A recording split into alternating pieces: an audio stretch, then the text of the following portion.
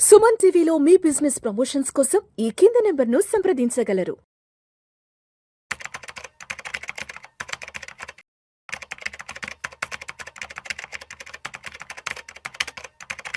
Hello నమస్తే welcome. ప్రస్తుతం మనతో పాటు స్టూడియోలో certified personal financial planner Sairam గారు ఉన్నారు. వీరితో ఈరోజు కొన్ని విషయాల గురించి మనం డిస్కస్ చేద్దాం. హలో అండి సాయిరామ్ గారు. నమస్తే madam. Yeah, so last time మనం డిస్కస్ చేసినప్పుడు 15 ఇయర్స్లో 1 CRని ఎలా ఎర్న్ చేయొచ్చు అనేది చెప్పారు. బట్ చాలామంది 15 ఇయర్స్ వరకు ఆగలేకపోవచ్చు. అంత లాంగ్ టైం అంటే అది కొంతమందికి ఎక్కువ టైం అనిపిస్తూ ఉంటుంది. సో అలాంటప్పుడు 10 ఇయర్స్లోనే మన పోర్ట్ఫోలియోని ఒక 1 CR వాల్యూడ్ చేసుకోవాలి అంటే ఎలా అసలు? సో ఈ రోజుల్లో చాలా మంది క్లయింట్స్ దగ్గర నుంచి 1 CR అనే మాట చాలా కామన్గా వింటున్నానండి.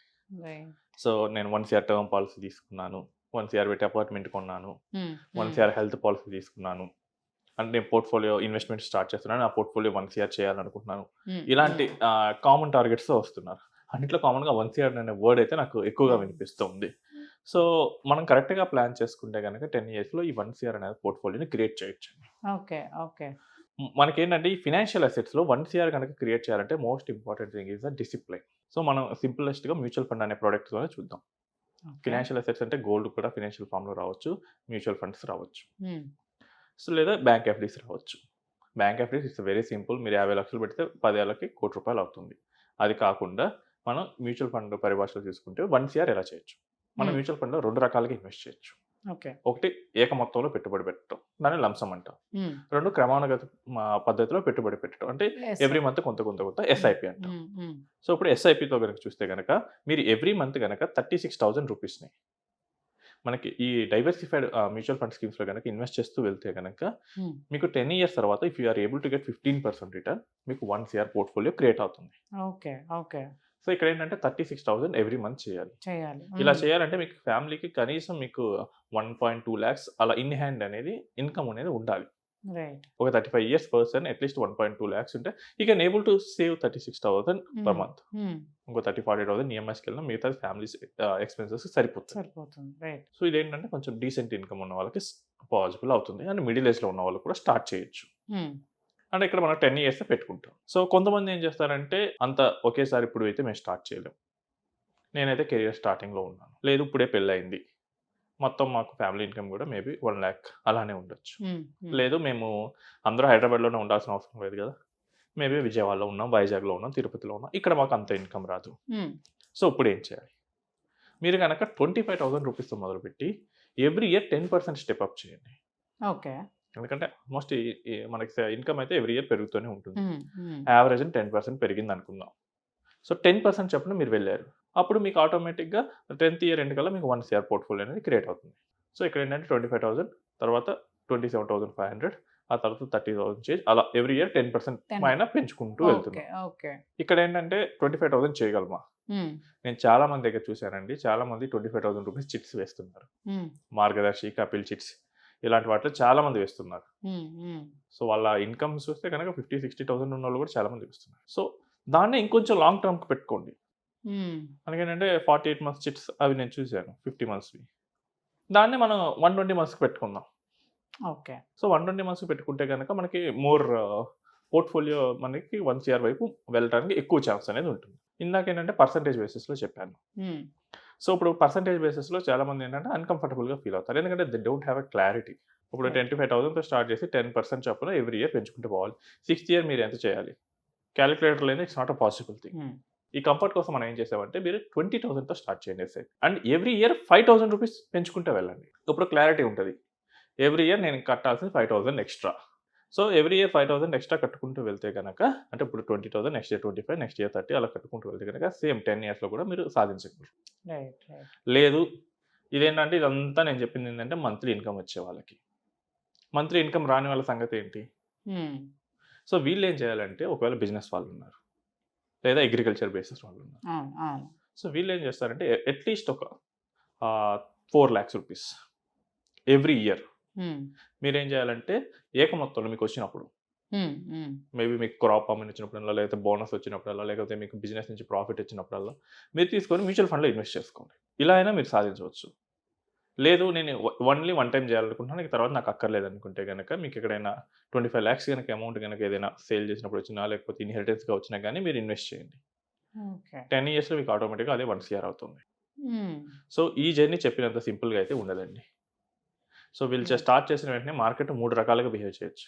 ఒకటి పెరగొచ్చు, 2 పడొచ్చు, 3 అక్కడే ఉండొచ్చు. అవును, అవును. ఒకవేళ బాగానే పెరిగింది అనుకుందాం, వీళ్ళకి ఏంటంటే ఒక ఆలోచన వస్తుంది, మార్కెట్ బాగా పెరిగింది కదా, ఇంక ముందు ఏమైనా పెరగొచ్చా, మోస్ట్లీ పడే ఛాన్స్ ఎక్కువ ఉంటుంది కదా, నేను మళ్ళీ పడిన తర్వాత వస్తానని చెప్పేసి అమౌంట్ తీసేసే అవకాశం ఉంటుంది. ఓకే. అసలు మార్కెట్ పెరగలేదు అనుకోండి, అక్కడే ఉందనుకోండి, అసలు ఈ మార్కెట్ ఎప్పుడు పెరిగితే తెలియదు, కరెక్ట్గా పెరిగే ముందు నేను వస్తానని చెప్పి తీసేయచ్చు. ఒకవేళ మార్కెట్ పడింది అనుకోండి, దీనికన్నా నేను ఎఫ్డీ చేసుకున్నా బెటరు, లేదు గోల్డ్ ఇలాంటి సైమల్టేనియస్గా పెరుగుతుంది అనుకోండి, దీనికన్నా నేను గోల్డ్లో పెట్టుకుంటా, అలా వెళ్తారు. మార్కెట్ మన పేషెన్స్ని టెస్ట్ చేస్తుందండి. ఇక్కడ మార్కెట్లో ఎవరైతే ఎక్కువ పేషెంట్గా ఉన్నారో వాళ్ళకి మాత్రమే రిటర్న్స్ తీసుకునే అర్హత ఉంటుంది. మార్కెట్లో ఒక సేయింగ్ ఉంటుంది, ఎవరైతే ఇన్వెస్ట్ చేసి మర్చిపోతారో వాళ్ళకి మాత్రం ఎక్కువ రిటర్న్స్ వస్తుంది, లేదా ఇన్వెస్ట్ చేసి చనిపోయిన వాళ్ళకి, బికాస్ వాళ్ళకి ఏం డిస్టర్బ్ చేయరు. సో అసలు మీరు మార్కెట్ని చూసినట్లయితే కనుక 2008 నుంచి 2013 almost 5 years market gave 0 return. Global financial crisis వచ్చి పడిపోయింది, మళ్ళీ అదే లెవెల్కి రావడానికి ఆల్మోస్ట్ 5 years పట్టింది. మధ్యలో వచ్చింది డౌన్ అయింది, వచ్చింది డౌన్, అలా జరిగింది.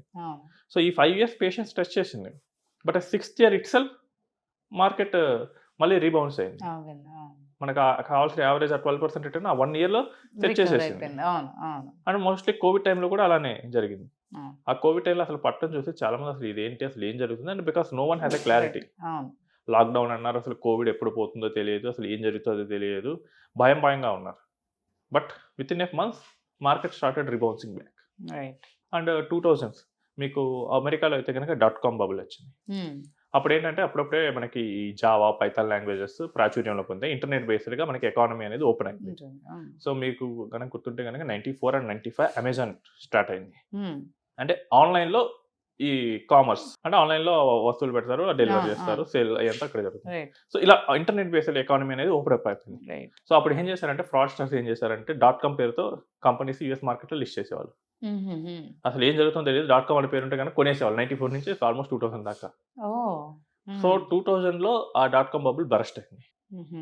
సో .com బబుల్ బరస్ట్ అవగానే ఒకేసారి లాస్ వచ్చింది. Again it took 4 to 5 years.